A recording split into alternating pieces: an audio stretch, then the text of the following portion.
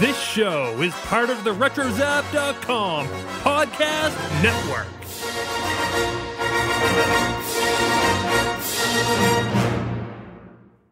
This is what you can look forward to on episode 187 of Skywalking Through Neverland.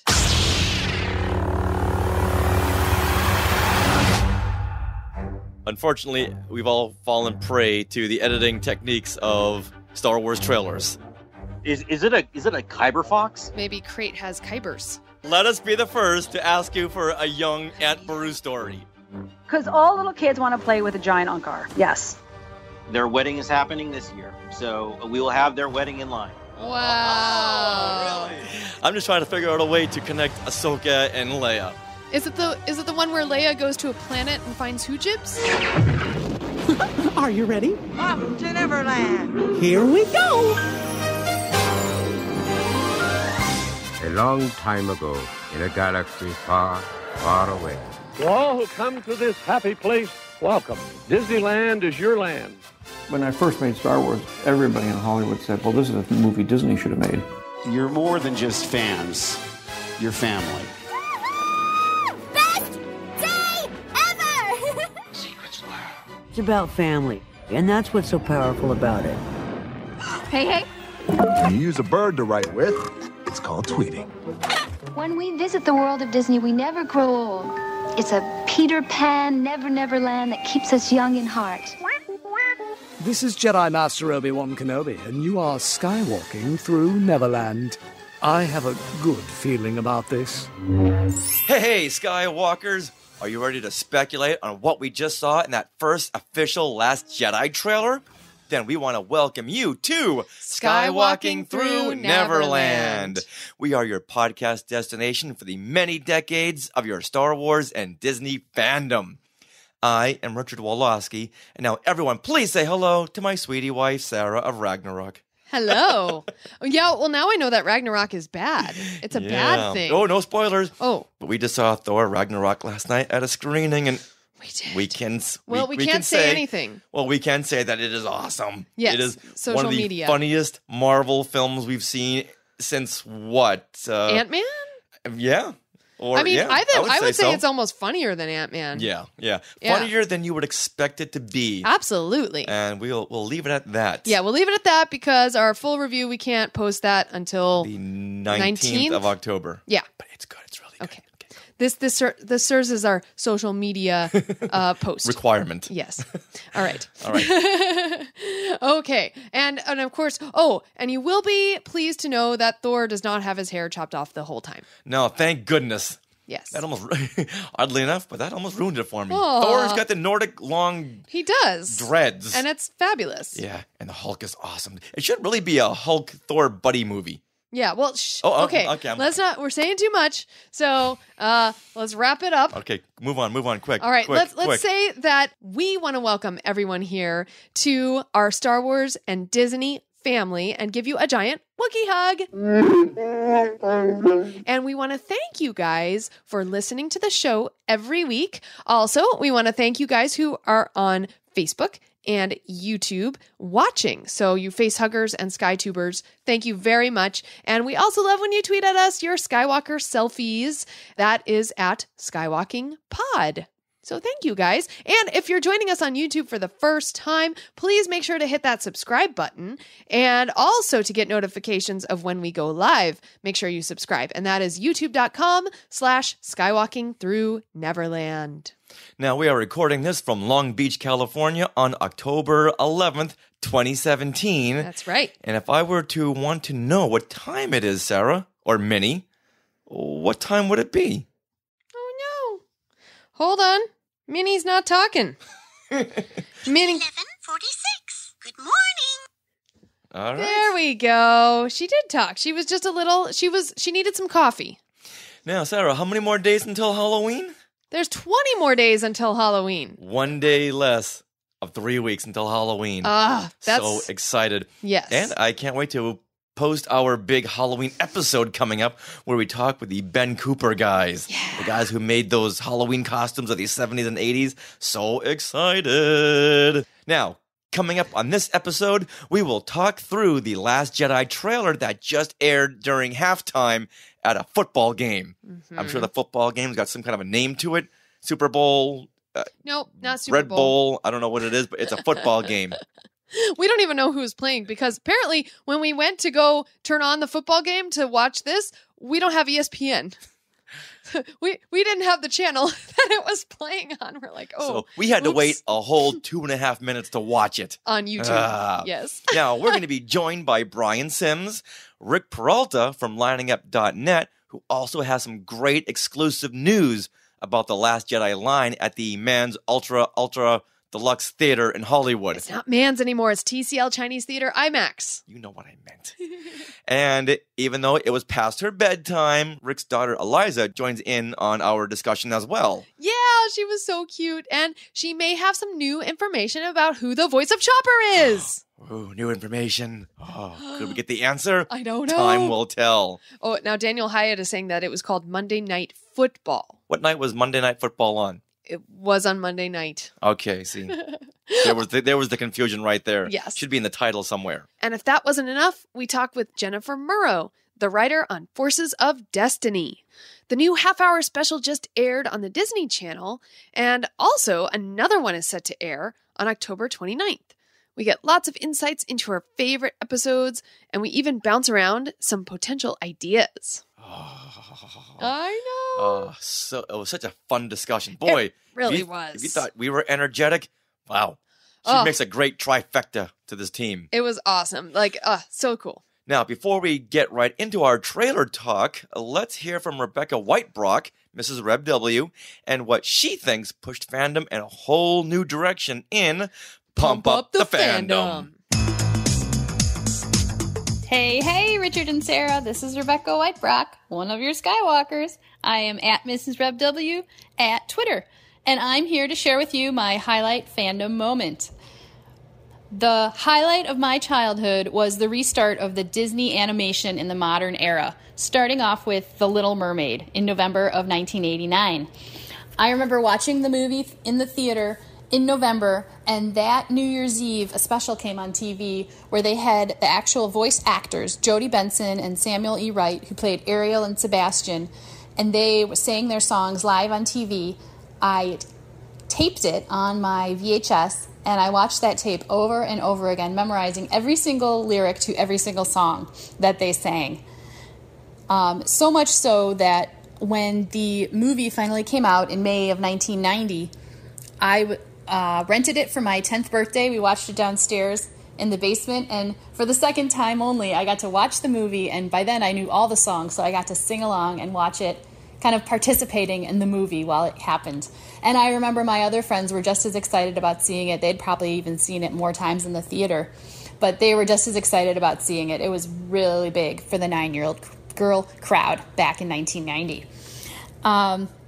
Another cool thing that happened in 1990 was my parents took us to Disney MGM Studios, which had just opened the year before. And opposed to now, when it first opened, it was an animation studio, an actual working animation studio. So I got to see, how they would have made The Little Mermaid. And they were working on a new film, Beauty and the Beast. And I remember feeling so special because I was one of the only people that knew that, the next Disney animated film is going to be Beauty and the Beast. And I remember looking forward to that as well. I know I loved the subsequent movies, Beauty and the Beast, Aladdin, etc., but my heart has already been stolen by The Little Mermaid, and it still is to this day. 5 years ago, when Walt Disney World opened up their the Fantasyland expansion, I got to go on the Little Mermaid ride for the first time because I hadn't been to the one in Disneyland. And it was amazing. It was, again, so familiar to me, all the characters, all the songs. And our ride broke down when we were in the under the sea room, and we got to sit there for about 5 minutes just listening to the song. And it's not like one of those annoying rooms where if you get stuck, they just repeat the same scene over and over again every 2 minutes. This one, they play the whole song. So you get to see the whole song and all the characters acting. And I had enough time to look around and really appreciate everything that was in that room. And I I remember my kids being super impressed that I knew every single word. You know, the ray he could play, the lings on the string, the trout rock get out, the blackfish she sings, singing the entire thing. Really impressed them.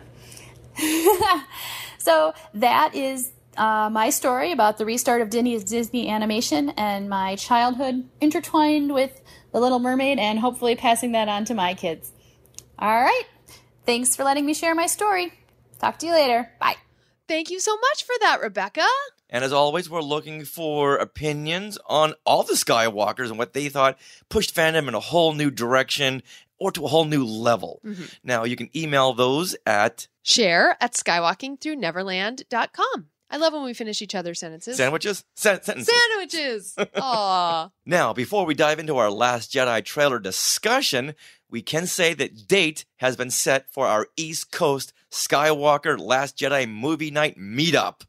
So, Skywalkers, set this aside. Saturday, December the 30th. Woohoo! We picked the IMAX 3D theater at Jordan's Furniture in Natick, Massachusetts. Yay. You wouldn't think there'd be a movie theater and a furniture store, but yet there is, in one of the best theaters ever. Oh, cool. Yeah, we're looking at a showtime around 7 p.m. 7 or 7:30? 7 o'clock, because Amanda Bakken has been really helpful in setting all this up.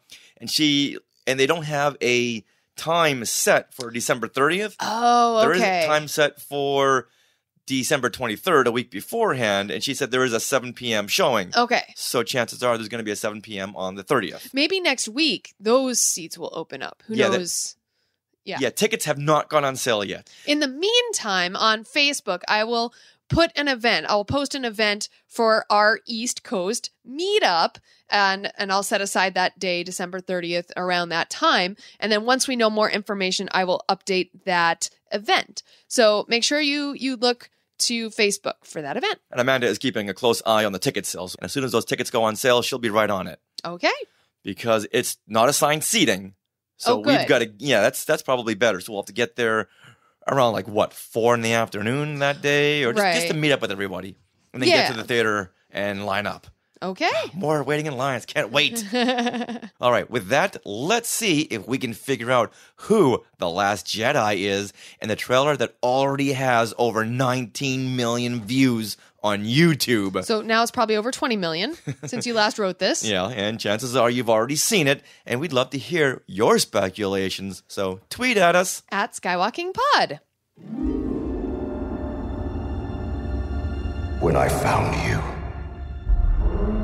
I saw raw, untamed power. And beyond that, something truly special.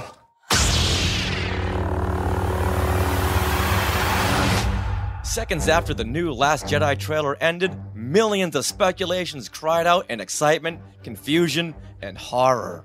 Joining us to talk about the first official trailer is Ric Peralta from LiningUp.net, who also has some midnight screening ticket news. Hey, Rick! Hey, Richard and Sarah. And you brought along a Padawan. I did indeed. Would you like to speak up, Patty? Is that the secret keeper herself, Eliza? You can say more than hi. You are capable of that. At this point, I would have figured that Eliza's a podcasting veteran. Yeah. She knows the ins and outs more than most people. And she knows that there's certain questions that are coming up, and that's probably why she's only saying hi. Okay, you know what? Let's get it out of the way right now. Eliza, who's the voice of Chopper? No. Oh, that's more than we've ever gotten. Whoa! Okay, well, you know what? Forget this Last Jedi business. Yeah. We have something new to talk about. No! No! All right, fine. All right, well, we also have with us Brian Sims, who is hot off his new Star Wars Insider article. Hey, Brian! Hey, guys, how you doing? Oh, we are so excited to talk, Chopper and The Last Jedi. Let's put them together. But mainly The Last Jedi, because I don't think Eliza's going to talk. So what do you say we just dive right into this? So the trailer just aired, an hour ago? We're all buzzing with excitement. So, Rick, what are your thoughts about the Last Jedi trailer? Oh, man. Honestly, I kind of stood there with goosebumps the whole way through the whole thing. Some things that I wasn't expecting, definitely. There were surprises, no question. Yeah, like what? I think that the way it cliffhanged at the end, it was a dark turn that I wasn't expecting. And I really hope that that's not really what we're seeing, and it was just a red herring, but we'll see, I guess. Which cliffhanger are you talking about? I'm talking about the outreach hang of Kylo Ren. Oh, that looked like he was reaching out to get Rey to come to his side. Mm-hmm. Brian, what do you think about that? That could be our Han and Carbonite for the movie if it all rolls again together. I'm still trying to get over what appeared to be, with the magic of movie making, Kylo targeting his mom on the ship. Oh, yeah, okay, that's another big hot topic. That seems like a big moment. We never saw him press a button. No, it was going through his head. You can't show that in a trailer. But if there is a red button, Rick will. Rick, spoiler. Yeah. All right, I'm in The Last Jedi, okay? Well, let's see. Eliza, was there anything that stood out in the trailer to you? The porg. Me too. And what about the porg? It was next to Chewbacca. Mm-hmm. And what was it doing? It was yelling. Yeah, so Eliza, how do you think that porg got on the Millennium Falcon, and what do you think his job in the cockpit is? I don't know. There it is. Oh. Yeah, we're watching it right now, and he's sitting in Han's seat, or above Han's seat. So, Sarah. Yes. What were your big takeaways from this trailer? Okay, well, I did gasp when I saw the porg and that crystal wolf thing. Oh yeah, I gasped at both of those, and just the whole implications of what they were saying, like the whole raw strength or raw untamed power. Apparently, both Kylo and Rey have this raw power, and it's interesting that they use those same words for those two people. And also I have some musical notes as well, but those are my first thoughts. So Richard, why don't we go to your first thoughts? All right, well, this is definitely themed towards Rey and her character arc. And I'm so glad that they didn't do so many of the visuals, but they really honed in on Rey's progression as a Jedi. And it opens with Snoke saying, I saw raw, untamed power. And beyond that, something truly special. And of course, they're showing shots of Kylo, but I don't think he's talking about Kylo. Oh. I don't think that at all. Because this is so themed toward Rey, and this is her movie. Yeah, and then Luke comes back later on and says, I've seen this raw strength only once before. It didn't scare me enough then. It does now. Now, who do you think Luke is talking about to the then? I think he's talking about Rey, because we see the shot of her meditating, and then all of a sudden the ground behind her splits. Right. And we see Luke's expression in horror. Right, but do you think he's seen that power before? So who is he talking about? Oh, he's seen it in Kylo. Before? Right, that's what I think too. Yeah, he's seen that right as Kylo destroyed everything he built in the Jedi Academy, and now he's seeing it again. And look at his face. We're watching it right now. Look on his face is pure terror. Yeah. So wow. Yeah, how do you put that in words? I know. You have a bad feeling about this? I've got a very bad feeling about this. Well, and I think you really hit on something interesting there too, because you think about the chip that Kylo's always walking around like he's trying to prove himself, and if he knows that he was essentially a second choice, is that part of his drive? Oh, I'm sure. Yeah. Yeah, and then there's this moment where you see Finn and Phasma facing off, which looks amazing. You know what? Let's go back to what Rick just said. And Kylo thinks he is the second choice to Rey. So, Rick, what do you think he's going to do with that knowledge? Well, I'm wondering, is that maybe something that he's known, but maybe not known who it was about? He just knew that he was the second choice. You got something, Eliza? When Lucas seeing the temple getting destroyed, I saw it through the wood, a metal hand. Oh, whose metal hand do you think that is, Eliza? I don't know. You think that's Luke's? No, because he's sitting next to R2-D2. Oh. Yeah, and unfortunately, we've all fallen prey to the editing techniques of Star Wars trailers. Yes. So you never know how all this fits together. Exactly. Now, let's ask... Oh, do you have something? I do have a question for everyone. We see the Millennium Falcon flying through something. Like, it looks like red crystals or something. So I wondered, does anyone have any ideas of what that could be?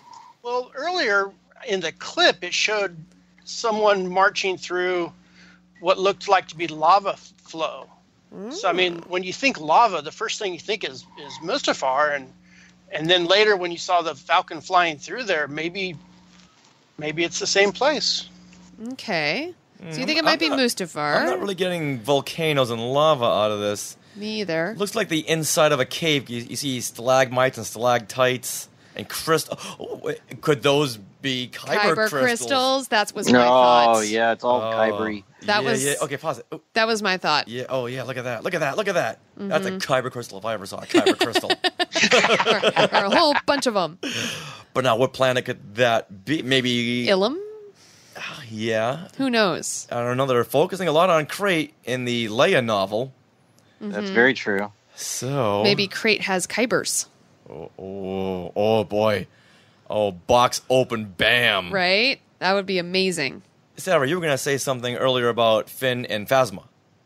Oh, no, I just think it's interesting that they didn't leave them out of the trailer either, our non-Force wielders. We get to see them in a final countdown here, final duel. Yeah, and it looks like Finn is wearing something very militant, something belonging to the First Order. It does. So, Eliza, we have a shot here of Finn and Phasma fighting.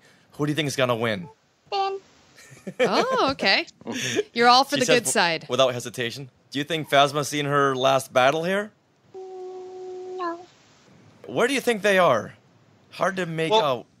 When they have the shot of Phasma, if you look in the background, it looks to be like a shuttle in the background. At about the 140 mark, Phasma's standing there. If you look on the left-hand side, you see and it's a shuttle. Oh. Right. Yep. Yeah, it is. So I'm guessing, Imperial ship, Imperial landing bay, or I'm sorry, First Order. It might even be a Star Destroyer of some type that they're inside that's falling. That's kind of what I was thinking. Yeah, it's like just being destroyed around them. And we're seeing dead stormtroopers all around. Oh, yeah. Ooh. Yeah. I can't pause it without the explosion right behind her. Yeah. Oh, isn't that great? Right dead center, right behind Phasma is that great explosion. That's neat. Ooh. That is very symbolic to her power. Wow. And you know what? This looks like a docking bay. Yeah, Look it at does. that. But you know what? Speaking of a symbolism, fast forward to that shot, the overhead shot of Kylo marching somewhere with the squad of troopers behind him. That's what I thought. Oh, yeah, the beginning. Yeah, very reminiscent of Anakin and Revenge of the Sith when he's walking into it's the very Jedi much the temple. storming of the temple. Yeah. Absolutely. Now, this was not done by accident. So, Brian, what do you think is going on here? They're definitely pinpointing the Anakin shot. Well, I mean, if you look at it closely, I mean, it looks pretty clear. It's probably Kylo. And, I mean, it looks to me like, I don't know why it's stuck in my head. It looks like a lava flow. I mean, you see the red, so I guess I can see the crystals that you guys were seeing now, but who knows what they're going into. It's just, it's the prequels coming back to us in the shot. Yeah, there definitely seems to be an emphasis over the last few little things to try to put more significance to prequel story elements. So it does feel like maybe we get something coming in here, especially with that first march in of Kylo, my thought was actually that is the Mustafar Temple. You know what? I'm thinking, going back to Revenge of the Sith, and here was Anakin marching in to destroy the last of the Jedi. Maybe this is Kylo marching in. Maybe this is an Ahch-To cave, and he's marching in with his troops to destroy Luke and Rey, the last of the Jedi. Maybe there's a big battle there. And they're already gone, and he's going to throw it and have the tantrum. Yeah, Nice. You know what? There was an overseas poster release that... No, I'm not going to say anything. Yeah, don't say it. Never mind. Don't say it. And the edit, Mm-hmm. Yeah, the new ones. Oh, the Mhm. ATM-6? they kind of look like gorillas with the fits on. They're walking on their knuckles, huh? Yeah. I saw someone's response on Twitter that said the beefed up front legs, those were to guard against harpoon wraps. That makes a lot of sense. That's I thought that was pretty good. It's like they're louvers that are meant to cut cables almost. Mhm, it does. And there's a shuttle, by the way. Is that Kylo Ren's ship flying Yeah, above sure looks them? like it. Very long wings. Mm-hmm. And it looks like it's red salt getting kicked up, so that's got to be great, right? Oh, yeah. Yeah. That definitely is great. Look at that red ground. Okay, can we just go for 1 second back to the fox creature? Is this like a crystal yes, fox? absolutely. Is that more of a wolf or a Yeah, fox? he was in behind You know, the scenes. is it a Kyber fox? Oh, Yeah. Oh, look at them. Little Kyber foxes. That would be awesome. See, now I need a plush of this. Yeah, but it's going to be really sharp. Well, it'd be kind of spiky, wouldn't it? I mean, it's Yeah, it's like hugging a cactus. You know what? They could make it so it's plush and soft. I want one. Yeah. Eliza, do you want a toy crystal fox or another toy porg? Both. You know, I like the way you think, Eliza. yeah. She saw the picture Amanda Bakken had posted not too long ago of a new porg, and she's like, "Oh, I need that one too because that's the girl one. I've got the boy one." Like, oh, there we go. Now, Eliza, when everyone saw the porgs, they immediately had to have one. When you see this crystal fox, do you really want to play with one of these as a toy? Yeah. Yeah, she does. Rick, you're in trouble. You're in trouble. There's a lot of animals. There's a lot of animals in this. It's a dark path that we're down now. Oh, of course. Eliza, do you think those foxes or wolves, do you think they're good or bad? Good. Yeah, why is that? Because the way they act, they kind of look like they're kind of afraid of what they're running away from. Oh, do you think they're running away from the big ATM-6s? Probably. There's a lot of scary business in this trailer. When there's a shot of Luke is he's in the Ahch-To cave somewhere, and he says to someone, "This is not going to turn out the way you think." Brian, what do you think about that? Who's he talking to? I think he's talking to Rey because she keeps talking about seeking help and wanting more help, and she wants to understand Find her his power. place. Yeah, find her place, and I think she may have. I mean, I'm really bad about guessing, but decided to do something, and Luke's telling her that's not how it's going to work out. Yeah, my speculation is that going back to Kylo, I think Kylo makes his way to Ahch-To, and he's telling him, "Hey, you know what? The dark side never wins." Okay, watching this through again, that Finn and Phasma fight. I think this is the Finn and Rose doing their little kind of inception work in on the base and taking it out, and they're trying to get away, and Phasma's trying to prevent them from getting away. You know, you just made a good point. We don't see Rose or her sister in this trailer at all. No, Rose, no Paige. Now, Ryan yeah. Johnson had tweeted out that if you don't want to be spoiled by anything, do not watch this trailer. Do you think anything was spoiled, Brian? I mean, definitely alluded to some spoilers. I mean, looking at Kylo and then flashing to Leia and then back to Kylo with his finger on the trigger, that kind of leads us to believe he's going to take out his mom. Mm-hmm. And the way it ended with Kylo reaching his hand out to Rey, like she's going to go over to him to finish her training or learn more or whatever the case may be. But you never know what they're going to do. It's true. Yeah, we definitely got some story arcs alluded to in this trailer. Oh, yeah, so I think definitely. that's what maybe Rian Johnson was talking about. I think in just the cutting pattern, the editing, to me says that Rey's not going to have a very fun journey in this film. No. Not at all. Well, and it certainly feels as though Luke's going to be very resistant to training or period. Mm-hmm. At least at some point. So yeah, he's saying maybe Yoda had a point. Maybe after a certain age, you are too old to learn. Although I find it interesting that, the music throughout the trailer, we do get Jedi steps. Mm-hmm. So you get that alluded to. I've seen this raw strength only once before. It didn't scare me enough then. It does now. And then Kylo's theme comes in during that point where Kylo is wrestling with killing his mom, it looks like. Let the past die. And then we get Rey's theme, but Rey's theme is playing when Poe is saying that, we are the spark that will end this rebellion. We are the spark that'll light the fire that'll burn the First Order down. And then you end with Rey's theme that goes into the Force theme. So we still get that hopeful Force theme at the end. I need someone to show me my place in all this.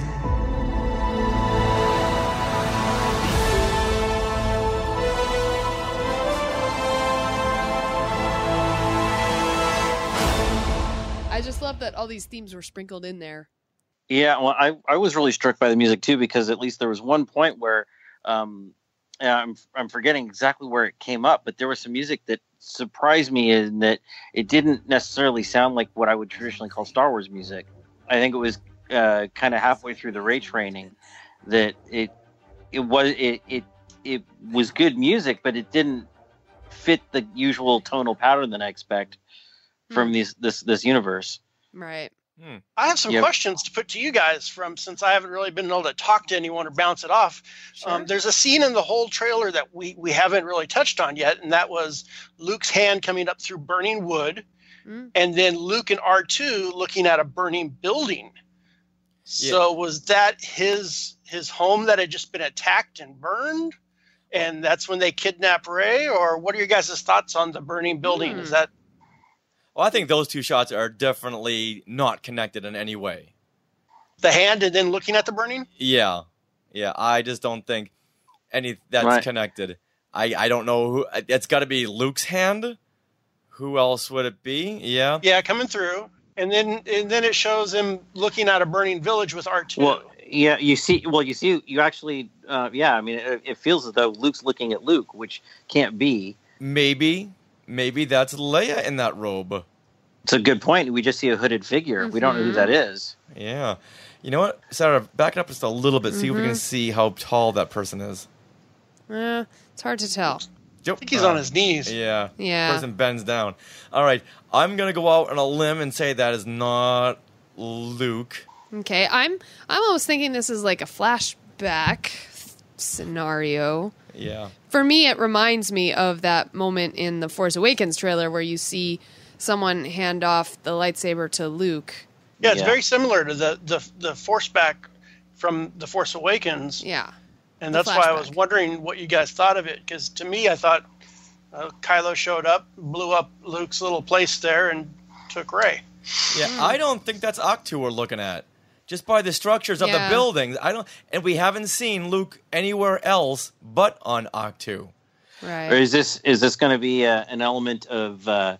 We've always heard the stories. When they have the vision, Luke had a vision on Empire Strikes Back, and Yoda says, always emotion of the future. Is this an element where we're seeing a potential a path that we could be going down, not necessarily what has already happened? Possibly.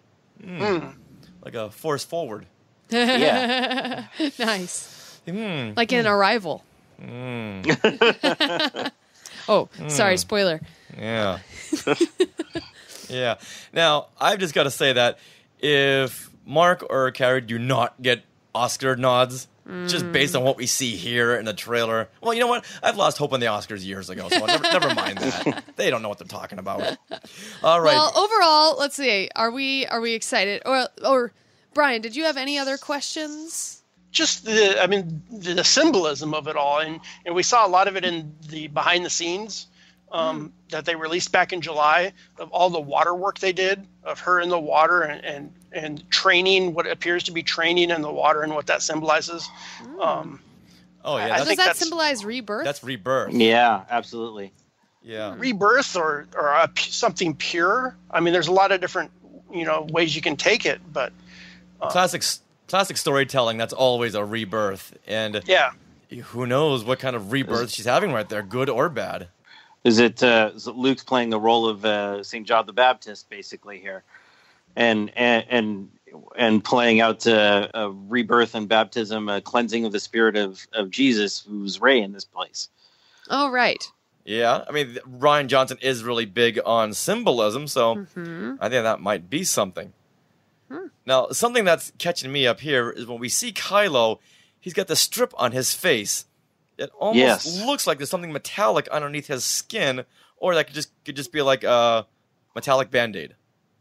But it does look like his skin is ripped around the edges. Just looks like a sticker. Yeah, what do we think that is? Eliza? To me, it kind of looked like a piece of leather, but it was kind of metally too. All right. Is this underneath his skin? Is he now more machine than man? Nice. Yeah, is he trying to be like his grandfather? That's what he's always wanted. Probably. Is he giving himself these operations? Is he making himself into a cyborg? Well, I assumed initially that this was supposed to be a remnant from the scar from the Rey slash across his face, and that it's essentially it couldn't be healed, so he's got a cybernetic or repaired component there. That was my first thought when we saw it, but I mean, I don't know, because it's the we've seen other images of him from this film, and this is the first time I've seen that. So I don't know. What do the figures have, like the action figures? Nothing that I've seen, and we have at least one of them here. Oh. All right, so yeah, maybe he is going under operations, which is something he's championing because he wants to become like Darth Vader. All right. Interesting. Well, lots to speculate, but one thing we don't have to speculate on is LiningUp.net news. Because, Rick, we have you here to tell us all about it. So there's the segue right there to telling us all about what's going on with LiningUp.net and how we can get tickets. To see it at the Chinese Theater. As a matter of fact, tickets are flying at such an incredible rate that I'm honestly not even sure what's going to be available by the time this airs. So by all means, if you are interested at all, when this airs, when you first hear this, get on our website, get on our Facebook page, because we're shaping up to have quite the event. We're actually looking at selling out in days this time. It's something else. All right. What is the website for LiningUp.net? LiningUp.net. There you go. All right. Well, first of all, let's fill people in who may not have heard of LiningUp.net. Where are you buying tickets to see this movie?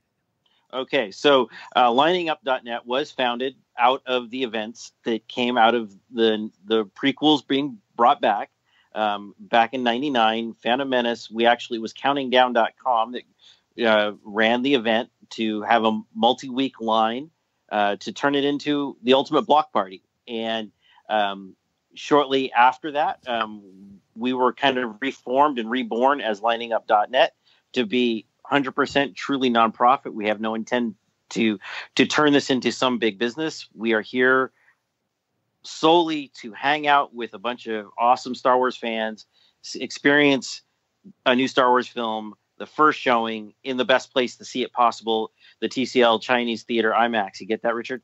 And in Hollywood. You know I didn't. and we do it, of course, since day one as a charity promotional event. We are raising money for Starlight Children's Foundation. Since '99, we've raised close to $100,000. And even with our Rogue One line, which is a little mini event for our story film, only a 2-day line. We still raised over $4,000 for that. Wow. And we are super excited about what we're doing this time around. Even with only a 7-day line, it is turning out to be something unique, special, different than what we've done before. New partnerships. It's going to be quite the event, no question. 7 days are going to be packed full.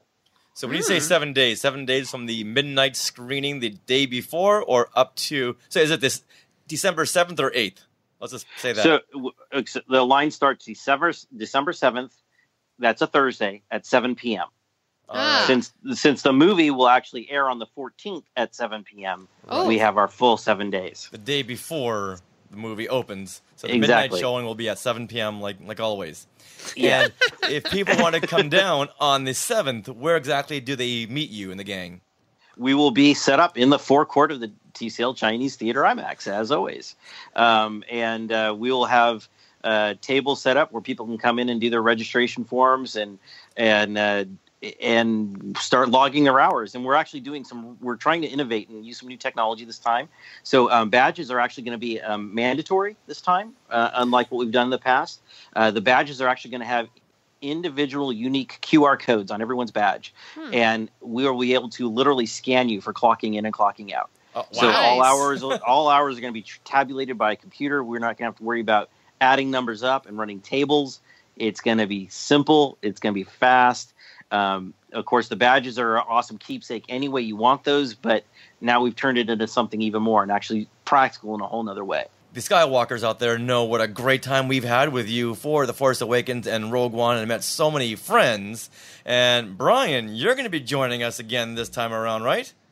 I wouldn't miss it, yes. I was a little worried about putting in hours and doing all that kind of stuff since I live in San Diego, but it's all set up in a way that this is going to be a great week. Yeah, and you've actually just hit on one of our great points here, is that we're actually we wanted to try to make this as easy and inclusive as possible, so we did dramatically change our hour system. It's a 6-hour minimum to be a part of this. 6 hours gets you 2 tickets for every line member that does 6 hours, and if you do 12 hours or more, you get pushed up to 4 tickets. So it's really easy. If you came down just to do the weekend only, the weekend before the movie opens, you spend a single day out there, you hit 12 hours, no problem. And as I'm sure all of you can attest, you show up intending to only put in an hour or two on a day, and it's hard to pull yourself away. You end up just staying and staying and staying because you don't want to miss anything. Well, and you make friends as well. And absolutely. There's people meet and get married in this line. Speaking of, as you all recall, at Rogue One, we had an engagement happen right there in front of the screen before the movie started. Oh. Their wedding is happening this year. So we'll have their wedding in line. Oh, really? You know what? Yes. And who are the lucky bride and groom?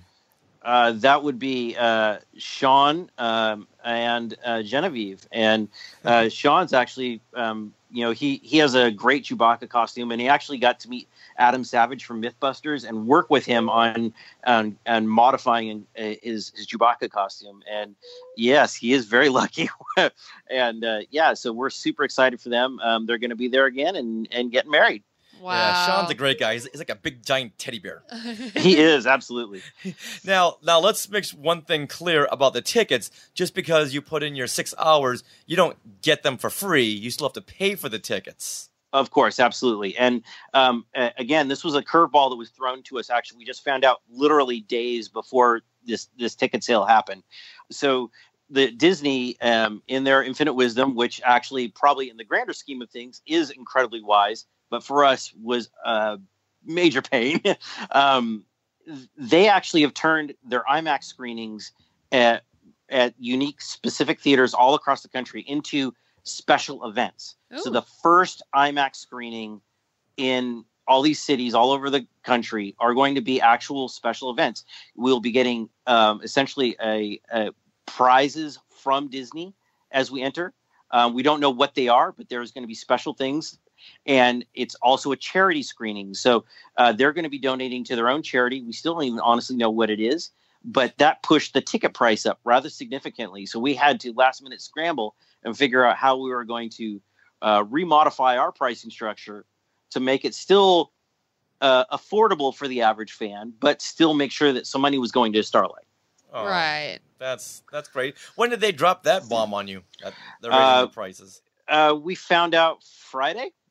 Oh boy. Oh, wow. So yeah, we really had zero warning at all. As a matter of fact, it was my my wife and I's anniversary this weekend, and in the middle of our little mini getaway, I found out these details. We were having this panicked meeting of organizers to try to figure out how we were gonna jury rig everything around and make it work. And we found a math that we think will still generate great profits for Starlight Children's Foundation and still allow for an amazing experience for all the line members. People collecting hours are still going to be getting a swag bag like we did for Rogue One. We're still going to have some stuff we're throwing out to you. There's still money going to Starlight. We're still having our T-shirts are going to be available again, badges again, even patches again. Nice.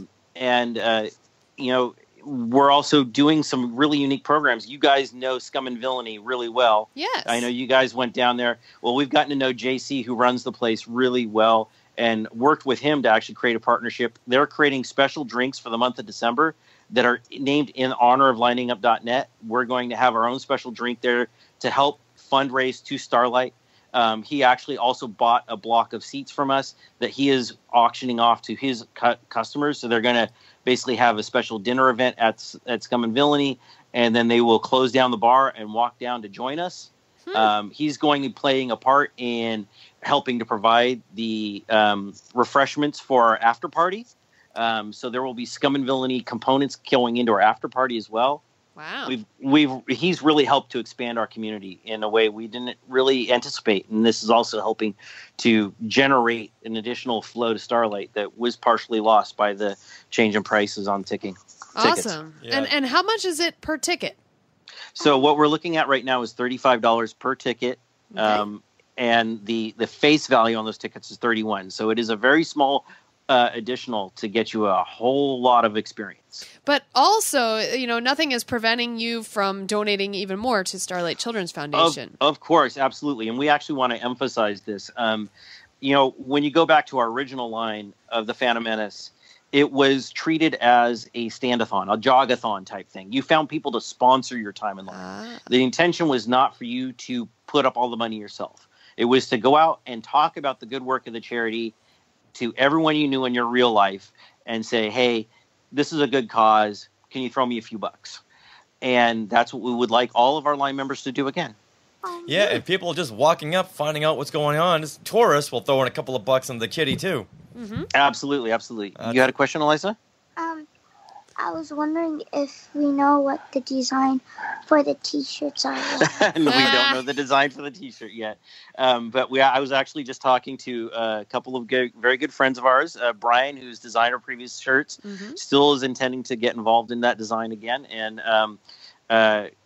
so he's got some ideas out of that trailer. So hopefully we'll have something really soon. Awesome. Now, Brian, did you have any questions for Rick? For Rick? No, I know questions, but I can't wait. I'm looking forward to it. All right. So, Rick, anything planned in the 7 days leading up to the screening? Any events? Anything fun? Yeah, absolutely. So I can't give you super specific details, but I can tell you that we will be having a lightsaber stunt show that's actually going to be done by stunt performers from Hollywood. Actually, professional stunt actors are going to come down and do a segment for us. And because, of course, Samir, one of our organizers, you guys know, Dr. Bodka, he is an emergency medicine specialist who did some work with the Children's Hospital of LA at one point.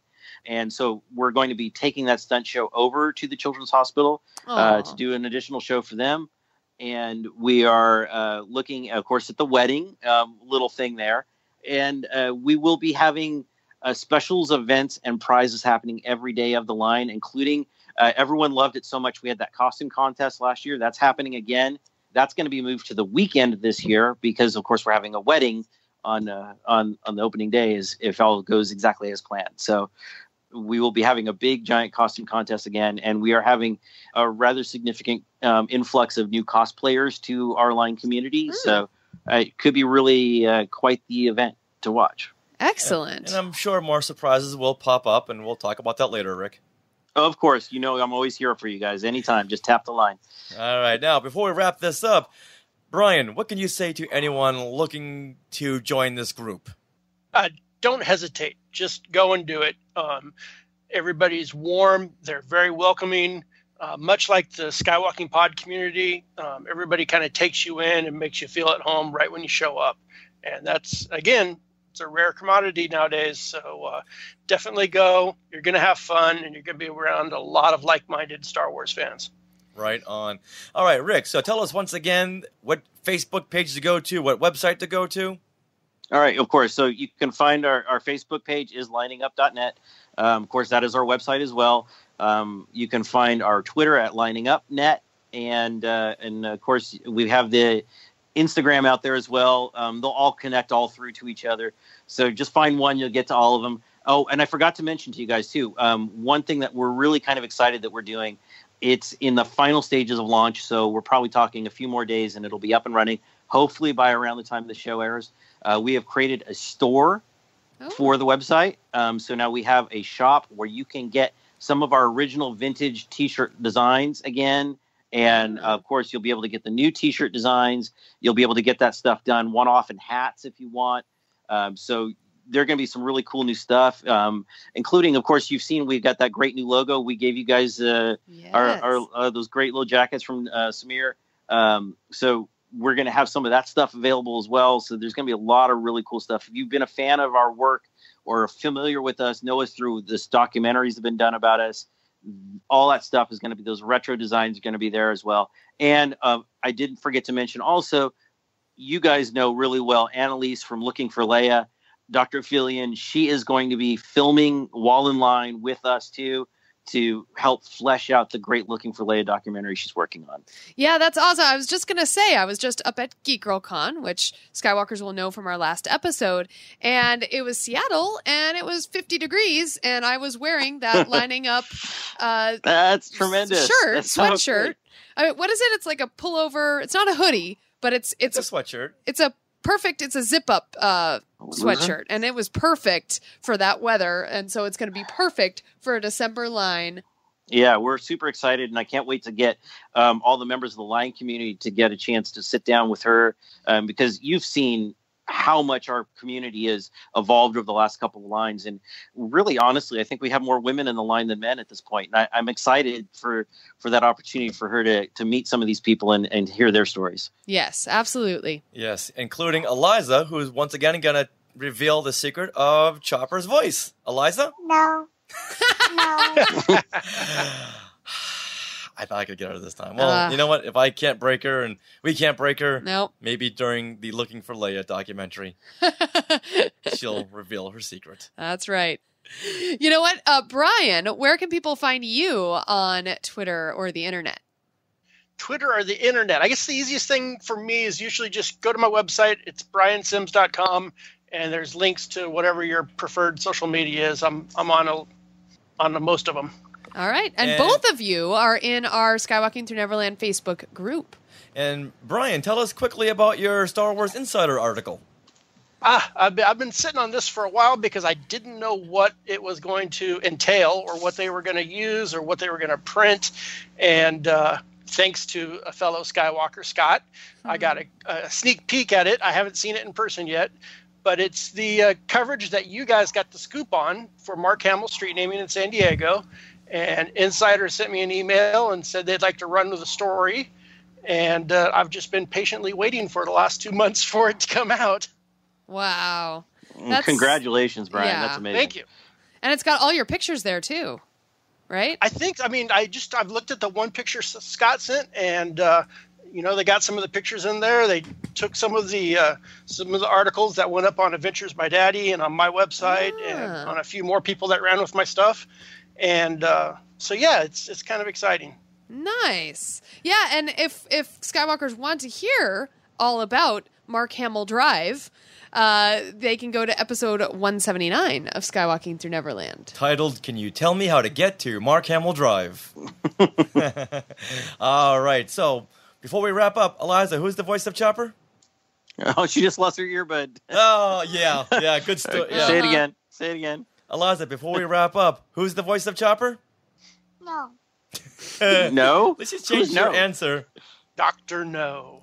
Right.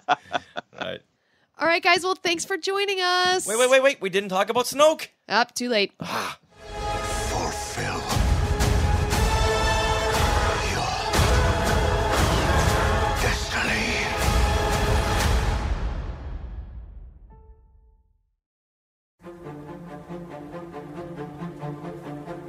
For many years, something that's been really important to Star Wars is these characters that little kids can grow up and recognize a little bit of themselves.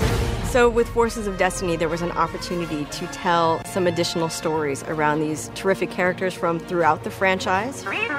Forces of Destiny, they're these almost bite-sized, short, self-contained adventures that take place in different time periods.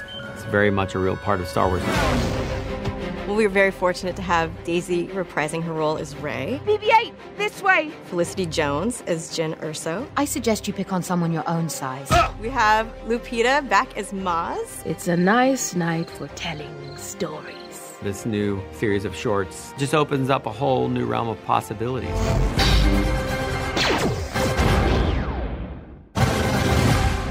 Star Wars animation series have gone back to the mid-1980s with the Ewoks and Droids Adventure Hour. Since then, we've had the Clone Wars micro-series, Star Wars The Clone Wars, Star Wars Rebels, and now Forces of Destiny, featuring the heroines of Star Wars. Where else could you see Princess Leia and Sabine Wren as co-conspirators? Rey and the Jakku Night Watcher worm team up to defeat scavenger thugs. Or a Wampa snuggling with a Wookiee? The Disney Channel just premiered the Forces of Destiny half-hour special that tied in existing stories with brand new adventures. Now, we are so happy to have as our next guest, writer Jennifer Muro. Hey, Jennifer! Hello, how are you guys? Oh, we are doing very well, and thank you once again for coming on the show and telling us all about Forces of Destiny. Now, I gotta ask you, what kind of reactions did you get after the first volume of shorts hit on YouTube?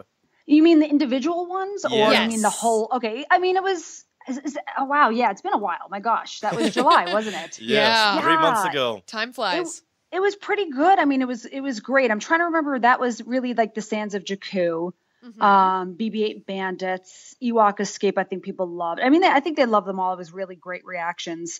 I think people were thrilled to see Endor again, or the moon of Endor, I guess, and the Ewoks and how adorable they were. And I mean, I think it was also the week was Beast of Echo Base also premiered. Yep. There was a lot there, yeah. It's been really great. At the time, I think people were still asking for Padme, and we finally got a Padme. I think July 8th, and so people were very happy about that and seeing Ahsoka again. I know they were very excited about that. So it's been pretty great. Padme was one. Was there anything else that popped out that people are requesting this a lot? I mean, Ahsoka was always requested, of course. Padme, probably the most. Hera, too. Yes. Yes. And we finally got a smidge of Hera in the Disney Channel special, which was great. Yeah. How many times were you asked to do a Beru White Sun short? None. Well, let us be the first to ask you for a young Aunt Beru story. That would be awesome. I want to know, love to do that. what her deal was, how and she and Owen came to be. That's interesting. Do you think kids care? That's the question. I don't know. Well, you know what? I know we do. if anyone can make the kids care, it's going to be you. I hope so. Yes, that's a great point. Okay, that is now on my list. Excellent. And when you write the story, you've got to add in hoojibs.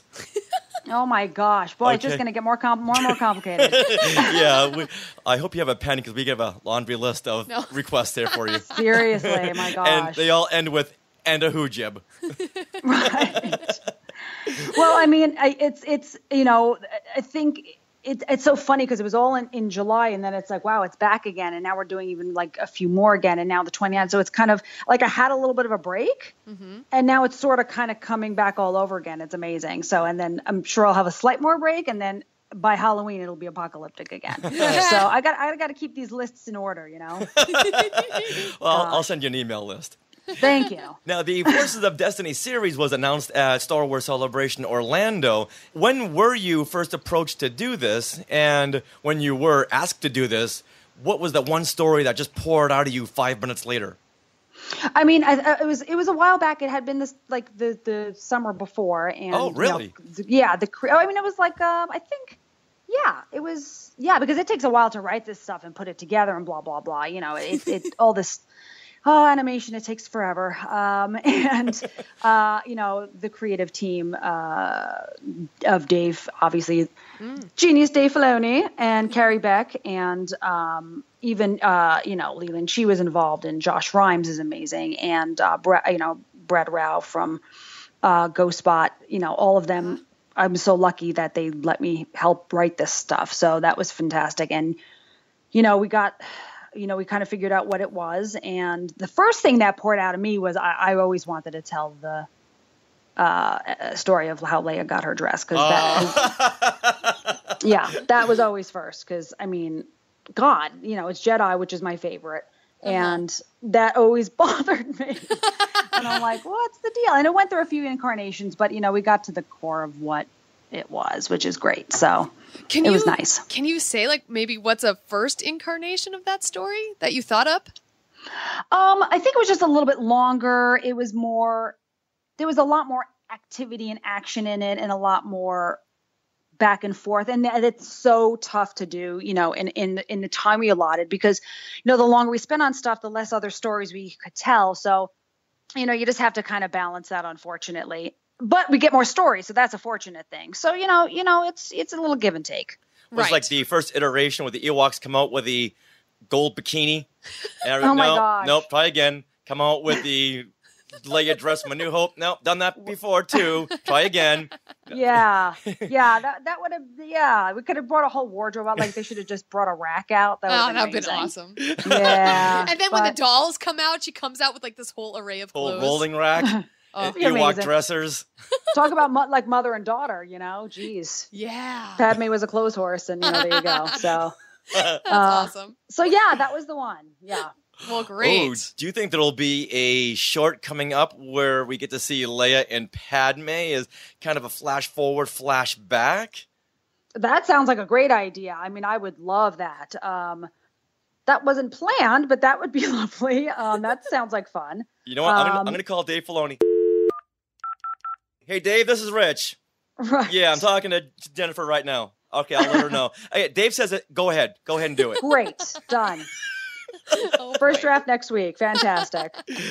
Yeah. So, I mean, it's like, we always tried to keep an organic timeline. That was always a thing that was so important to us, to not have like a false construct. So, and I know what you're saying. You're saying flashback, but boy, would that have been fun in some crazy way. But it's there's such a wish list for everybody. It's amazing. And you could just keep doing these forever, Mm-hmm. Yeah. I know Ewok Escape was the one short that all the fans poured over because it answered the question, how did Leia get her Ewok dress? Well, there you go. So, so you're saying that was the first story you had to write because you wanted to answer that question? It was definitely, yes, absolutely. In this, in this first little chunk. Yeah, absolutely. I think that was early on in there. Awesome. Well, you know what? We were so excited to watch the new half-hour special, and I was really struck by how much I enjoyed the shorts even more because of Maz Kanata telling the stories around the campfire and having tea. So was using Maz your idea? I think I feel like that was definitely a group effort. I mean, any ideas that come, I mean, it's always like Carrie and Dave are always going to be at the forefront of that. I mean, I'm sure I brought plenty of ideas to the table, but it's such a blur, especially when you're in the room with these guys. They're so amazing. And you're like, yes, let's do everything. And it's fantastic. I think I think we had a few thoughts about how we wanted to do this wraparound. And I think early on I had mentioned Maz, and I think we played with other things, and then I think we went back to going with Maz. So that's that's always the process. You know what I mean? Oh, so, yeah. I think, yes, I was definitely, I think I tried to push Maz in there and who has to even push that? I mean, come on, what a great idea. And so, you go back and forth and I think we landed on it eventually. Okay. And I love that. And I was waiting, I was really waiting for the fans to see that because, this was kind of always kind of built as a half hour this way, and it crafted that way. And it's also built very well for individuals. So it really works both ways. But, of course, I love it in the gamut of it because it just ties it really nice. And it's, you just get to get the whole thing at once. It's kind of fantastic. I totally agree with you. Like, for me, I felt like I got so much more out of it when Maz was connecting everything because it just makes sense. It was like she was telling campfire stories and she was inviting us into her circle. Yes. Well, she said, come closer. I know, right? And and we were trying to figure out if we want, like, how we wanted to do that. Did we want to do it to the camera? Did we want to do, was she traveling? Was she, and we kind of settled on, Takadana. It was a great, and it didn't need to be this insane thing to tie it together. So I think we decided to keep it pretty simple and it worked great. Oh, yeah, definitely. Now, there are so many great themes in these new shorts, from working as a team, being your own self, stepping up to help others. Which of these new stories was the most personal for you? Right. I think it was one of the things I had written early on, and it really stayed through all the incarnations, which doesn't always happen, which is fantastic. It was about being a hero and, like, what does it mean to be a hero? And I wrote that early line of being a hero means stepping forward no matter what. You know what I mean? That. Yeah, it's stepping forward no matter what the consequences are. I forget the exact line, but that was, being here is just means stepping forward, and I think that was very personal to me and that mattered, and that really sums up the whole episode, which is great. Oh yeah, definitely. Was there any you would say would be biographical to something you had gone through in life? Well, I think it's just more, and it's the same thing about persistence. It's that kind of thing. And it's whether it be a hero or whether it being strong, what I mean? And it is about just trying. Okay. So yeah. Okay. And in this business, you got to do that. Oh, definitely. Definitely. Yes. Yeah. Absolutely. Well, like in the short Teach You, I Will, when Ahsoka and Anakin are Anakin is training Ahsoka. And then Yoda steps in and he says, "Learn you should from your master, but take what you learn and make it your own. You must." Do you feel like you have maybe done that in your life? Oh, absolutely. I mean, who hasn't, I guess, in a way? I mean, we learn all the different ways. I mean, even going to, even learning in film school, you take what you can and then you make it what works for you or not. And even influences on shows that you've watched over the years, it's like, where does your sense of humor come from? Where does your action come from? Even how you write or reading other people's scripts is like, oh, this is a great way to do that. And then you make it your own. So absolutely. I mean, I think you always have to do that. And I think I've definitely always done that. Well, I think Lucasfilm made a great choice in hiring you for writing these stories, because it sounds like you really have a connection with all these morals and themes and just what they've taught you in life and being in the business. Because, I've been in the business too, and if you don't become your own individual, you just get kicked to the curb or you become another brick in the wall. Right. No, thank you so much. No, it's, then you get hackish. You don't want to be a hack. And that's never good. And it's like, look, these are the females of Star Wars. I mean, this is amazing. It's like action, female-driven action is like my favorite thing. And so I get to play with these characters. I mean, it's crazy. It's so funny. It didn't hit me until Leland Shee had tweeted the credits of the special. And he said, this is the first time Rogue One, Force Awakens, Rebels, and Clone Wars actresses and actors have been together in one thing. And it was like, he's right. Like, that blew my mind to see all of the credits, right? I don't know if you had seen that. I don't know if you had seen this post. I saw your tweet about when your name is in the blue. Oh yeah, that's writing. I remember seeing that tweet. that's like mind blowing. Absolutely. So, I mean, and it's a dream come true. So yeah, I am connected absolutely to them for so long, in especially the original trilogy, of course, because I've been a fan forever. So yeah, many ways, whether it be the lessons or the characters themselves, it's absolutely been personal. Yeah. How far back does your fandom go? Oh, teenagers, absolutely. I feel like I remember seeing Jedi in the theater, but I was super young. But in my teens and 20s is like, yeah, I used to have Star Wars parties and like you'd make posters and drinks and food and all the stuff. And yeah, so no, I loved it. And even when I came out here, I've been here for a long time now, and we've had lots of I've been Padme, I've been a bunch of different characters, and yeah, so it's been a while. That's so cool. It sounds like you, Sarah, getting into the Star Wars fandom during the dark times. When it's a good chance to catch up on what you've missed. Well, I know for my 16th birthday, I had a Star Wars party because that was 97 when all the movies were being re-released. Got it. Exciting. Okay. Yeah. No, I mean, it's cool. so funny. I mean, Dave and I worked together at Nickelodeon when he was on Avatar, and I remember him and Giancarlo dressing up for the premiere or whatever. I mean, he wasn't, I think he had just found out he was going to go and do Clone Wars. So I'm saying this was all like, we were all fans before all of this began. So it's an amazing journey. It's been an amazing journey. No, it's funny that I saw Revenge of the Sith down in Hollywood, and there were a lot of cosplayers, and one of those cosplayers was Plo Koon, and inside that Plo Koon costume, Dave Filoni. Yep. A young Dave Filoni. If I only known back then that I was General Grievous, he was Plo Koon. If I'd and only that was known. That was the Cinerama Dome. Yeah. That was the ArcLight. I was there. Oh, were you? I was, yeah. Do you recall seeing 7-foot General Grievous? Oh God, no, I don't. Oh. Wait a minute. I feel like was there pictures of that in the paper? Yes, all over the place. Okay, so then yes, now I do. Well, that was me. That's amazing. Really is a small world. Were you dressed as anything? No, I don't think so. I think I was working late, and I remember everyone coming down the stairs in like full outfits. I'm like, oh my God, this is crazy. So, yeah. No, that's darn. Now I regret that, but I was there, so that's great. Oh yeah, you were in the front row, right? Section 4, seat 1138. Exactly. See, I knew you from somewhere. Great memory, man. Great memory. Well, let's get back a little bit to the shores because I do have a question about the Starfighter stunt. So, So Padme and Ahsoka, at the beginning of the Starfighter stunt, we see, is it an asteroid or a comet? I think it's an asteroid. Okay.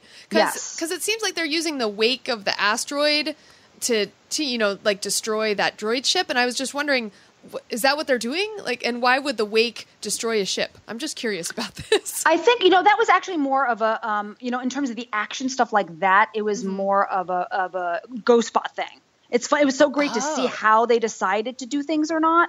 Okay. Number one, can I just say, honestly, visually, it's probably one of the most gorgeous of the shorts. I don't know if you noticed how amazing the animation was. I was shocked. I was like, wow, this is like, it moved and it was super fast. And my favorite one, I'll tell you what my favorite one is later, but in terms of animation, it was, we went through a couple of different incarnations, and I think it really was more of a GhostBot choice of how to make that. I have to look back on the script. I'd have to open up my scripts to look at that. Then I figured out, because really it was more about doing unpredictable moves. Because, I know people were like, well, they were worried when they saw the trailer because they're like, Padme knows how to fly already. And I was like, oh my God, because we worried about that in the record because we were like, people are going to freak out. It's like, no, it's combat training. It's like specific combat moves.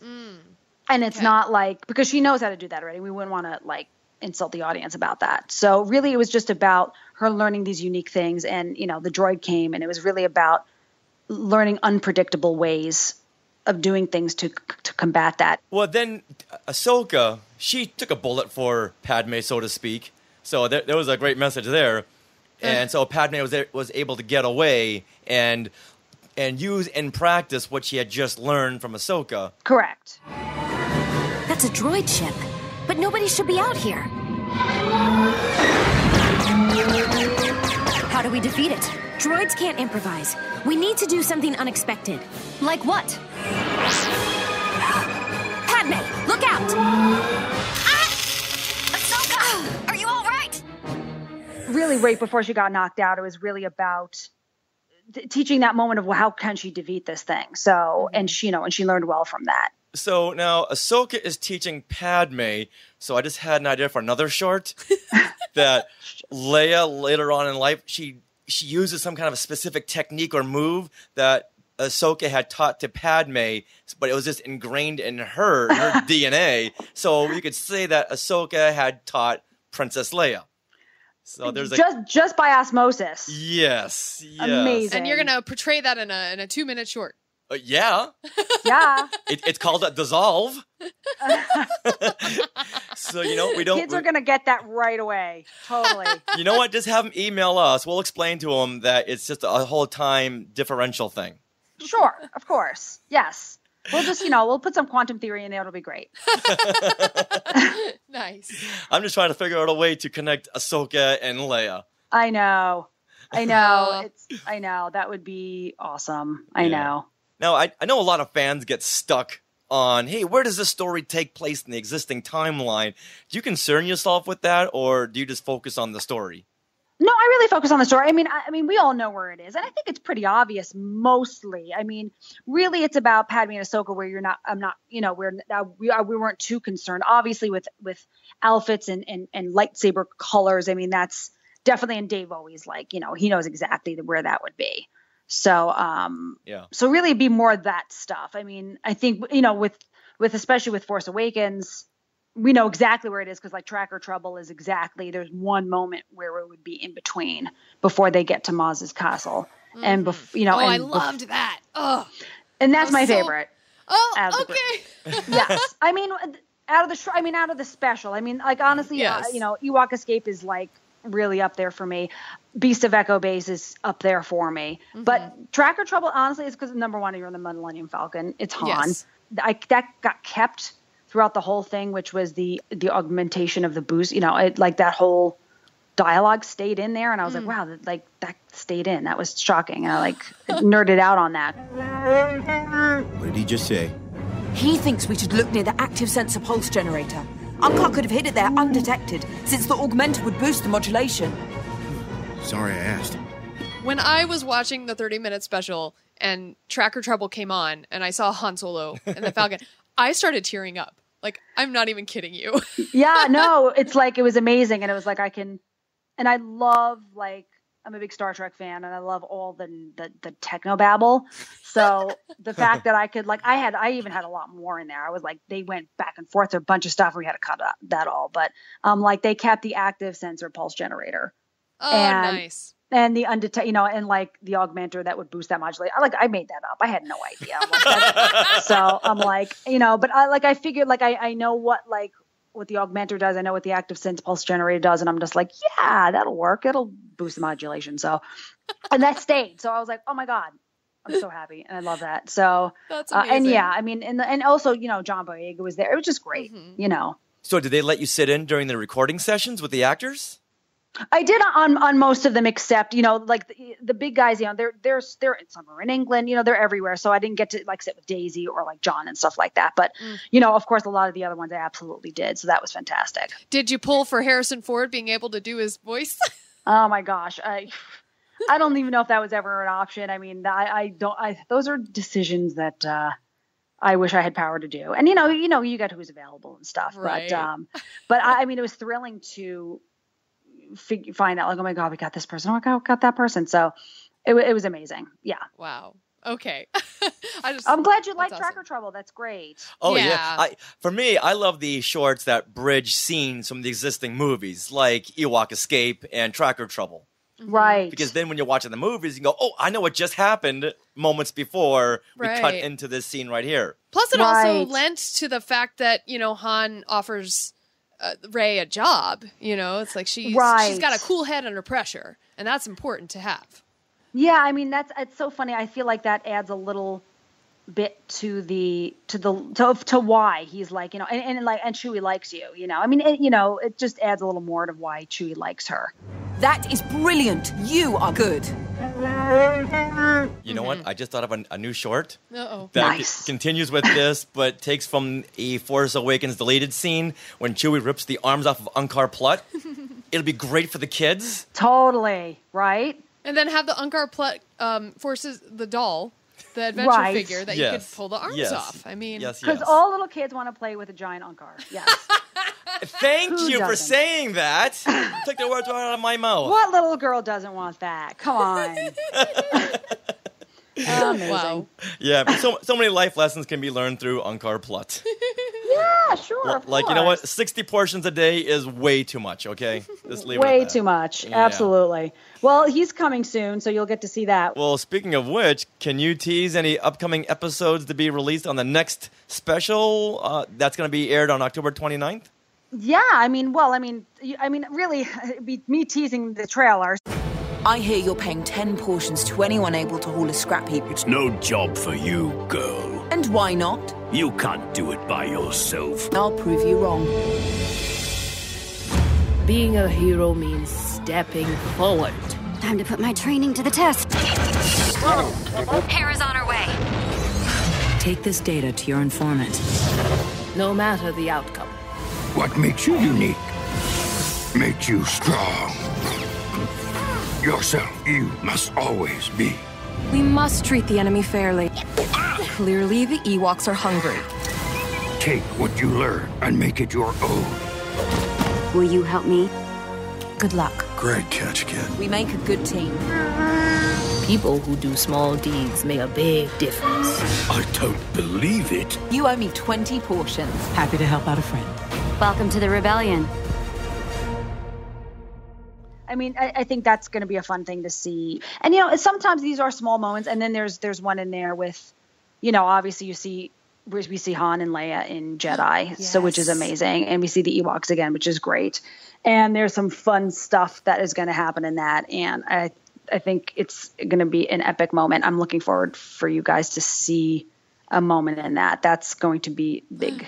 Oh. And what else is there? There's some more stuff coming. And then there's, it's coming. But yeah, I'm looking forward to see what people think of that episode. Can you tell us anything about the Sabine and Chopper episode where they're moving into the Rebel base on Yavin 4?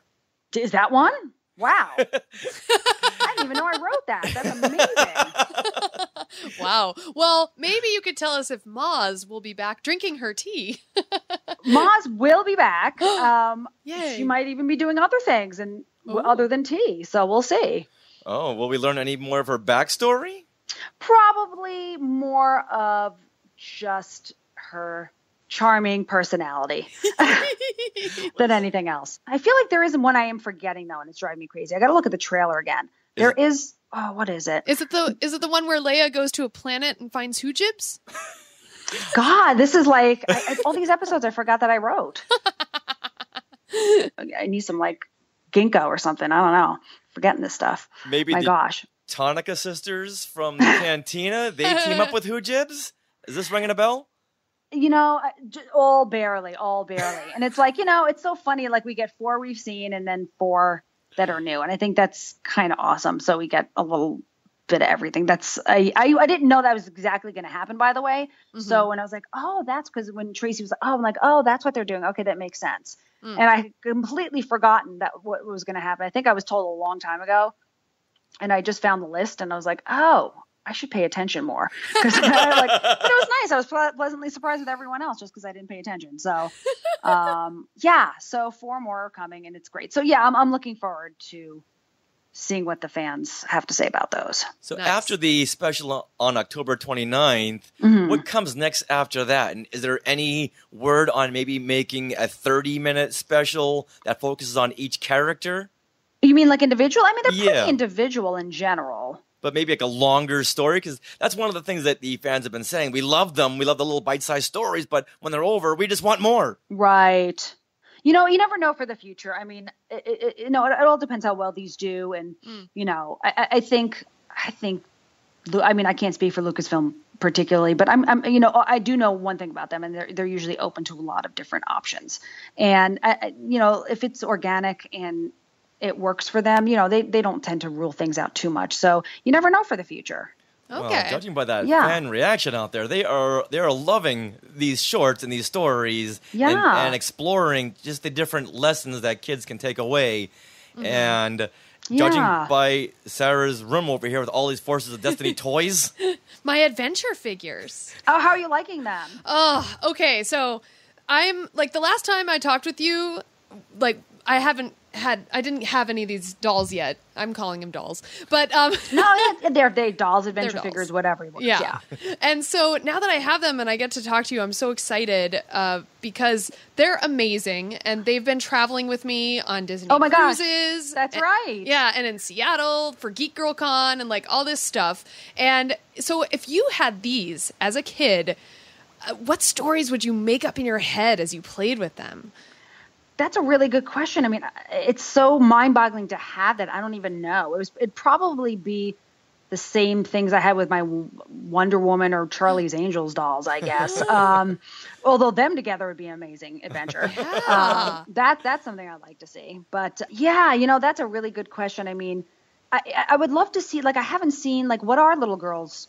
What adventures are they? Have you heard of anything? Because sometimes I get tweeted stuff. It's more like, opening the toys or getting them and lots of pictures, but I haven't seen any playtime. Okay. Have you? I don't know if you have. You know what? I haven't, but I know as a kid, like that's all I would do. I would spend a ton of time, like maybe hours in front of my dollhouse and like make up these gigantic stories that were literally like people's lives, like decades long in my head. Generations. Thank you. Oh, wow. I'd, have generations of like kids and like they grow up and then they have kids so I would have like these long timelines in my head having to do with these dolls. But that's amazing. Yeah. So right now what I do is I actually change up their clothes. Like Sabine will try on Leia's Hoth vest and Leia will try on Sabine's armor and then I'll take pictures, and as I'm taking the pictures it's kind of like in my head I'm going, oh, what, they're playing around. They're trying on each other's girls. armor. That's what they do. Yeah. Yeah. But that's so funny. It's like, how cool, like, to be able to do that. That didn't even dawn on me that like Leia could wear like Sabine's outfit. Like that's amazing. Like for her to wear the helmet. I don't know if the helmet fits or anything, but not over her braids, unfortunately. Not over her braids, darn but she'll okay. hold it. She held it. She was like, yeah. That's amazing. That's really cool. Talk about like crossovers. Hey, see, there you go. There's crossovers. Yeah. Do you have any of the dolls? Do you have any of them? I haven't yet. I know. I don't. No one sent me anything. You'd think Hasbro would have said, "That's okay. It's fine." It's just just if anybody from Hasbro's listening, yeah, it'd be great. So word has it that Hasbro does listen to Skywalking Through Neverland. Well, I wouldn't mind that. They can tweet me at any time. And your address is? Just tweet me at Jennifer Muro on Twitter. That'd be great. That'd be fabulous. Yeah, I just it's so funny. I remember the first time seeing. Honestly, it's crazy, but like seeing Rey's staff freaked me out more than even the adventure figures. And I think it's because, number one, I collect weapons. I mean, like ancient weapons, not like, I'm more like, swords and crossbows and things like that. And I think as a kid to have like a staff would have been, I would have freaked the hell out. So that I loved so much. I'm like, I would love one of those. That'd be awesome. I don't know. I think that could be exciting for kids too, because, boys always had, the blasters and things. And it's just, I think it'd be cool for a girl to have that. Yeah, for definitely. Once. I know, like Rey with her lightsaber, like that I get chills. Yeah, no, totally. I mean, with Ahsoka, they always could. I mean, which is great. And so it's just nice to add to that. Absolutely. Well, plus, if you have like a Wonder Woman doll, you can exchange her clothes, Wonder Woman as Leia as Wonder Woman. Well, that's okay. Yeah. That's my next thing, because possibilities are endless. I have Rapunzel, my Rapunzel doll, playing with my Forces of Destiny figures, and she kind of teaches them to smile and laugh a little. Oh, that's awesome. And to hit the boys with a frying pan. Yes. Weapons. All you need is a frying pan. Come on, you don't need a lightsaber. It's all improv. It's great. Yes. That's so funny. It's like, and it's so neat to think girls are going to have this now. Yes. And I don't think it's going to go away for a while. And even if it did, hopefully we'll have a nice chunk in there, and like, these dolls will keep going, and that'd be great. And more, that'd be awesome. Yeah. The story possibilities are endless. And speaking of endless, do you think that you'll be writing the comic series that's coming out next year? I am not. No. Okay. But they have some great. I don't know. Did you see the list? Of Of the writers. I guess not. And No, I guess we didn't. I think it's out there. I mean, I think there's been articles. I mean, I think it was on Nerdist or whatever the heck it was. But yeah, they got some great people. That that's not my division. That's not my department. But no, that's that's the whole comic thing, which would have been fun. But they've got, it's so great to look. I mean, I've done a lot of these. I cannot be selfish forever. It cannot be the Jen Muro show. I need to eventually let this go and start sharing it with other writers, other art. I mean, there's a big world out there and I cannot be evilly selfish. So eventually this will end for me and others will take the reins. And I think that's the way it needs to be. And I am just grateful to have been no matter what happens, I'm so grateful to be on the ground floor of this and to have started this and to be one of the first female writers for television for Star Wars. And we're lucky that started with Clone Wars and Katie and Nicole and there's a bunch of people back then, but not massive amount. There was still a handful. There's not a lot of female writers for this yet in the on film. You know what I mean? Mm-hmm. Yeah, definitely. So and that's what I'm proud to have been one of the first ones on that out of a handful of amazing people. Of course, behind the scenes, there's been amazing people. I mean, look at Carrie, for God's sake, she's an amazing creator. So, I mean, that's been there for a long while now. And now in, other areas it's starting to come out. So that would be great. But, so, more women, more women, but me. It's got to happen. Yes. So and that's good. So the next volume 3 that's coming out October 29th, will that be your last venture into the galaxy far, far away? That's volume 2. Okay. I thought the October 1st volume was volume 2. No, it's really the shorts. I mean, I don't even know if it's called volume 1 or 2. I mean, it's really the half-hour special is that first half-hour special, and there's a second half-hour special. Gotcha. The shorts were really kind of individual pieces. You know what I mean? I don't know if that had a name particularly. Well, aside from the next Forces of Destiny special, is there anything you can tell us that you have coming up that you would like to let our Skywalkers know about so we can look for you and your work? Oh, thank you. Well, gosh, it's so funny. I just, my Justice Leagues just aired. Well, I mean, they can go check that out. I don't know if you've seen them. Yeah, they just aired a couple of weeks ago. If they want to check that out on iTunes, and it's on Cartoon Network, but sometimes that's hard to find. But it's on iTunes. I have 2 episodes on there. They could take a look. The Ringer's one of them. Jerry O'Connell was on it, and it was fantastic and super great. And I did one with Firestorm, and there's such great actors in this. It's really a great show. So that just aired like a couple of weeks ago. Yeah. And what's coming up? We'll just keep an eye out for Spider-Man in the future. Keep an eye out for some Stretch Armstrong in the future. What? What? Stretch Armstrong? For Netflix, yeah. Wait a minute. Okay. All right, we're listening. Did you not know? No. Oh, yeah. Are you kidding me? Announced. I mean, yeah, it's not like that's not news. Yeah. When was this announced? It's news to him, apparently. So I guess that, because of course everyone, Spider-Man's so huge and Marvel's so huge, and of course that's going to permeate a lot, louder, I guess. And look it up, Netflix for Stretch Armstrong's coming for Netflix, which is great. It's animated, right? Animated, super fun. Yeah. Oh my goodness. It's that great. was one of my favorite toys as a kid in the 70s. Oh, that's awesome. Yes, it is. You're in for a treat. Yeah, it's it's Kevin Burke and Doc White who've done a lot of Marvel stuff, as you may or may not know. And they did this, and it's in the right hands, and it's fantastic. So when Stretch Armstrong bleeds, does he bleed green goo?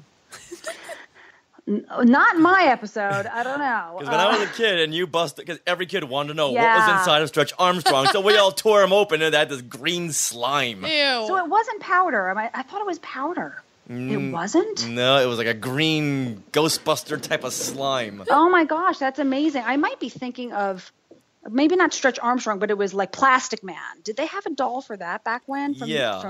Yeah. Maybe that was powder. Someone was powder. I remember that. Okay. Maybe I'd broken open my Stretch Armstrong, so I didn't need to break open my Plastic Man, knowing what was already inside. But had I opened it, I would have had an answer 40 years later for you. Right. Yeah, no, totally. Well, I hope that's in the show. That I don't know, but that sounds phenomenal. Well, I don't break up my dolls, okay? I just change their clothes. Right. Exactly. We're little boys. Gently. We like to destroy. Okay. Yes, pretty much. So yeah, that's what's going on. Yeah. So keep an eye out for that. And I'm looking forward to seeing what you guys think about the next Forces of Destiny on the 29th. Yeah. Oh, well, we will definitely be tweeting Stretch you. Armstrong and he's like, forget Forces and Destiny. Rock'em Sock'em Robots. What else you got going? Connect 4? What else is happening? Let's hope I've got some stuff in the works. I am pitching some stuff right now, which would be fantastic if it went in the future. So fingers crossed for that. I'm doing, so I am busy doing some original stuff and some maybe IP stuff. So we'll see. Oh, exciting. Oh my gosh. Yeah. Well, you know what? If our Skywalkers want to follow you on social media and make sure they're aware of everything that you're doing, where can they find you?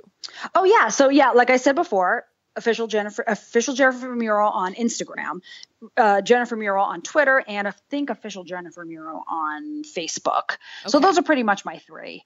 And if you go to Twitter, I have all the links there. It's in the little description-y thing. So, right. So that's easy. Yes, definitely easy. Well, we want to thank you so much, Jennifer, for coming on Skywalking Through Neverland. I mean, you're amazing. And thank you for promoting women in the media as well. No, thank you so much. It's I'm so glad it's going so well, and I'm so glad you guys are excited. It makes me so happy. It means we're doing the good thing. Oh, yeah. Absolutely. Once again, where else can you see a Wampa snuggling with a Wookiee? Yeah, right? And amazing. Maybe coming up, we'll see a Wampa snuggling with a hoojib. Just saying. The times we live in. Amazing. Thank you. Thank you so much. Thanks, guys. Bye-bye. Bye. That wraps up episode 187 of Skywalking Through Neverland. We'd like to thank Jennifer Muro, Ric and Eliza Peralta, Brian Sims, and Rebecca Whitebrock. And of course, to all you Skywalkers who listen in every single week and join us on YouTube and Facebook when it's working. Mm-hmm. And we want to give a big shout out to Chris Marino, who just posted a picture of himself on Twitter of he wearing his new Skywalking Through Neverland Halloween shirt. Yes, with Chewie and the Porgs. He got a black version and an orange version. So awesome. And I got a green version. And just so you know, Skywalkers, if you're listening to this the week of October 11th, our T Public Store is on sale right now. So just so you know, all the t-shirts are $14, like the base t-shirts. We also have iPhone cases, there's laptop cases, and there's like tapestry, like wall tapestries that are going to be a little better than this. There's also, there's pillows now. There's pillows, which are super cool. And tote bags. So actually some of our like BB-8 Mickey ears and stuff, they look really cool on those tote bags and stuff. So I would recommend you head to our T Public Store, and you can do that. Go to the Support Us tab on Skywalking Through Neverland. Sarah, all those items will be in my Christmas list. Just letting you know. Okay, nice. The only item on my Christmas list is the Pozu high boots. Moving right along. You just got a kitchen. Move right along. I know. All right. So I want to give you guys a reminder for our YouTube channel. If you want to catch us live each week, we do this on YouTube, which is a little better stream sometimes than the Facebook. So if you go to youtube.com/Skywalking Through Neverland, you can subscribe. We're almost to 900 subscribers, which is awesome. And you can also give our videos a like and a share. And plus, you can see all of our Galaxy's Edge under construction videos. Whenever we go to Disney, we can look over the wall and take a little video, and so you can see over time how much they've progressed. And wow, they are going at max speed. Yes, they are. Now, speaking of max speed, go right over there to retrozap.com, where you can find awesome articles and podcasts like Brews and Blasters, the Sandcrawler Podcast, Beltway Banthas, the Deucecast Movie Show, Starship Sabers and Scoundrels, Kanata's Castle, Techno Retro Dads, and the newly refurbished Talking Apes TV special, which should be going up next week. Awesome. And of course, you can always find Skywalking Through Neverland over there at jedinews.co.uk. Now, if you want to keep the conversation going during the week and tweet us your Skywalker selfies, you can do that. We are at SkywalkingPod on Twitter and Instagram. You can email us, share@skywalkingthroughneverland.com. And if you want to get to know other Skywalkers who are watching right now or listening, then all you have to do is join our Facebook group. So search Facebook for Skywalking Through Neverland group. You can request to join and answer those 2 questions that pop up. And of course, we always want to encourage everyone to leave us an iTunes review. Always happy to hear what you have to say. Yeah. Now, stay tuned for bits of conversation that didn't exactly make it into the show, but we thought it was worthy to hear after the fact. Absolutely. And after that, always remember... Neverland on Alderaan. Some imagination, huh?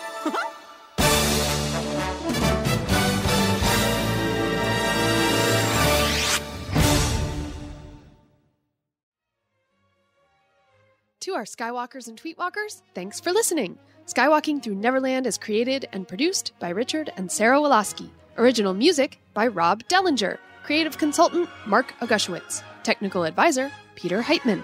Facebook administrators Donald Wicks, Joey Pittman, and Norma Heitman. Skywalking Through Neverland is intended for entertainment and information purposes only. Any sounds, music, and clips played during this podcast are the property of their copyright holders. All original content is property of Skywalking Through Neverland, all rights reserved. Sorry, had to be said.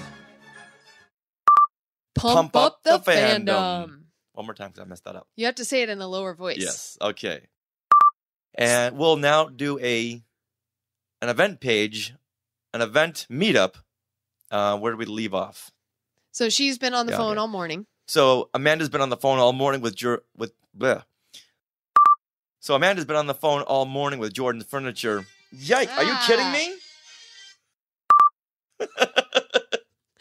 You're gonna have to play this in the end. They can't see you nodding. You have to speak. Ooh, that's neat. It's words, child. Okay. But it looks like they're trying to run into one of the bases because of the way the background is, where they're running into. And you can see that it's got it's clearly great because of the red and the salt and everything else too. Are we back to the crystal foxes? Wolves? Oh, the foxes? Okay. Okay. They're running into something that's closing, and it looks like a base because of what I see. It looks like one of the things that looks like a salt mine or something. Yeah. Looks like a hovering sandcrawler. It looks like one of the things that they help get the people out of the X-Wings.